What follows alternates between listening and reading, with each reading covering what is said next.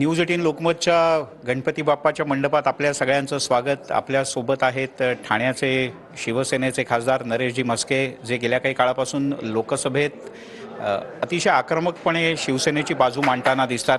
नरेशजी, अगदी लहानपणच्या तुमच्या गणपतीची एखादी आठवण सांगा ना. गणपती बाप्पा मोरया, मंगलमूर्ती मोरया. माझ्यासारखा कार्यकर्ता जो निर्माण झालेला आहे तो गणेशोत्सवातूनच झालेला आहे.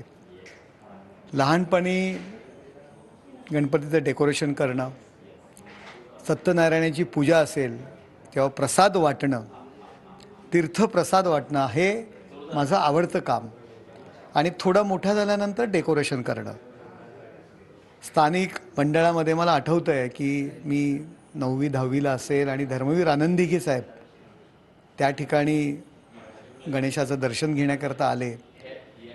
रात्री 1 वाजेपर्यंत त्यांची वाट बघत होतो. नंतर घरी जाऊन झोपलो आणि ते डेकोरेशन जे काही केलं होतं ते त्यांना आवडलं होतं. मी माझ्या पद्धतीने, कुणी केलं त्यांनी विचारणा केली तर सांगितलं की बाजूचाच आमचा नरेश. माझ्या वडिलांना ते ओळखायचे की गणपत म्हस्केंच्या मुलांनी केलं.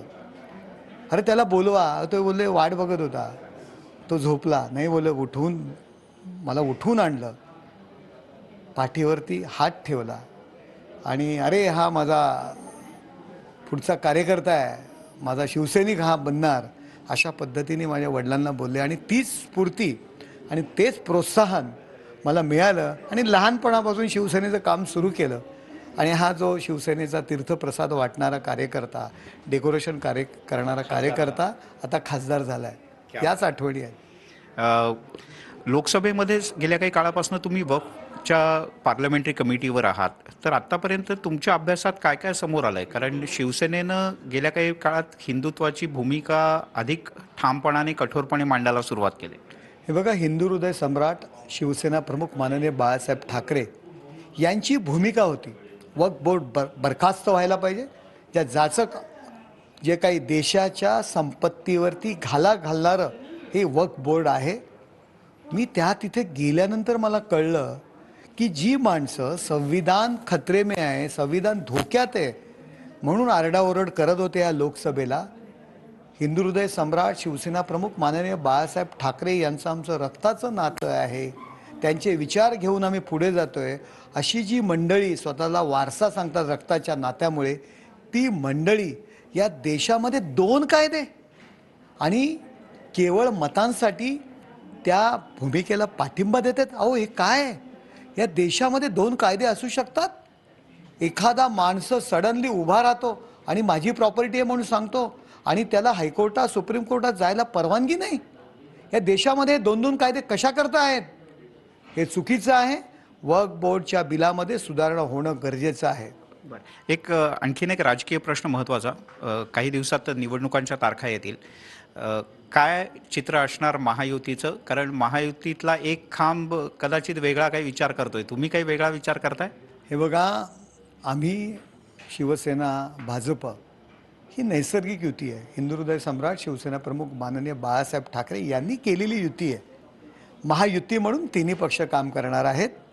आणि आम्ही प्रत्येक शिवसैनिक, मी स्वतः जरी खासदार असो शिवसैनिक आहे, महायुतीचे सर्व उमेदवार निवडून आणण्याकरता कष्ट घेणार, मेहनत घेणार.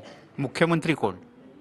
हे बघा, मी एक शिवसैनिक आहे, एक शिवसेनेचा कार्यकर्ता आहे. मला वाटतं पुन्हा त्याच्यावरती वाद विवाद होण्यासाठी मी बोलत नाही आहे. मला वाटतं माझा नेता मुख्यमंत्री व्हावा.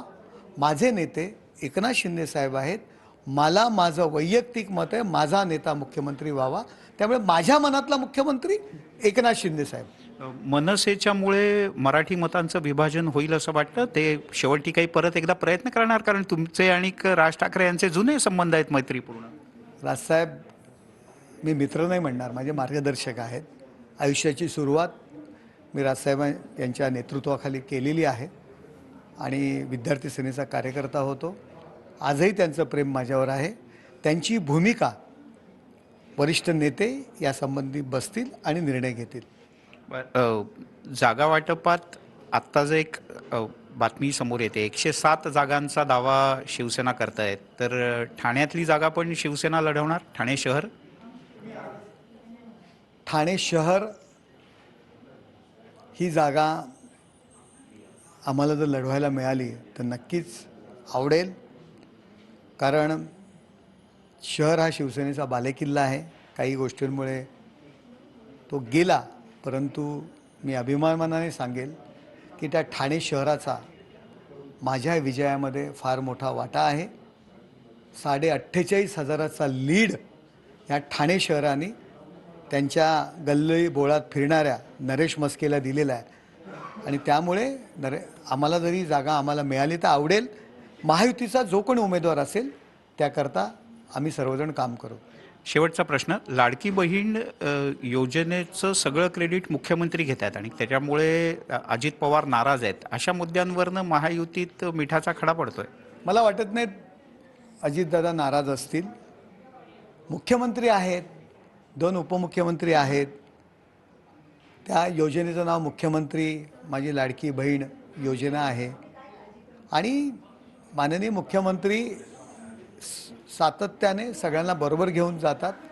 त्यामुळे श्रेय हे महायुतीचं आहे. मुख्यमंत्री असल्यामुळे त्यांना मिळत असेल किंवा ते लोकांमध्ये जे फिरत आहेत, लोकांमध्ये जात आहेत, ती योजना लोकांपर्यंत घेऊन जाण्याचं काम करतायत. काल ते घरोघरी फिरले आणि आम्हा सगळ्यांना आव्हान केलं की प्रत्येकाने घरी जा. आणि अजितदादांच्या मनात तसं काही नाही आहे. कोणी काही तशा काय पद्धतीच्या काही बातम्या पेरत असतील, हा विरोधकांचा डाव आहे. न्यूज 18 लोकमतशी बोलल्याबद्दल धन्यवाद. थँक्यू. गणपती बाप्पा मोरया, मंगलमूर्ती मोरया.